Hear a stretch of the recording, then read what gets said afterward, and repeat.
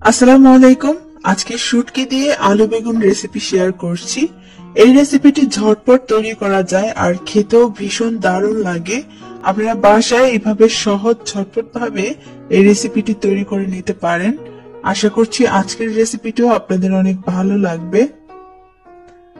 Recipe তৈরি করার জন্য প্রথমে একটা হাঁড়িতে আমি 2 টেবিল চামচ তেল দিয়ে দিলাম।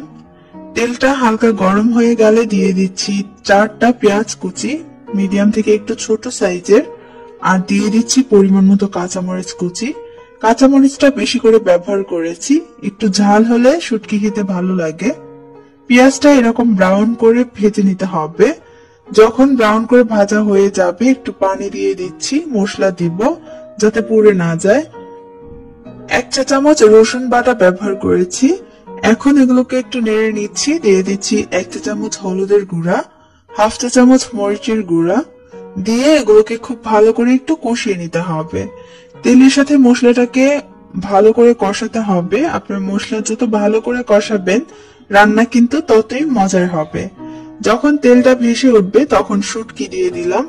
শুটকির মাথাগুলো আমি ফেলে তারপর খুব ভালো করে পরিষ্কার করে ধুয়ে নিয়েছি। এবার এই শুটকির সাথে পেঁয়াজটা হালকা কয়েক সেকেন্ড কষিয়ে দিয়ে দিচ্ছি আলু। এইখানে 2টা মিডিয়াম সাইজের আলু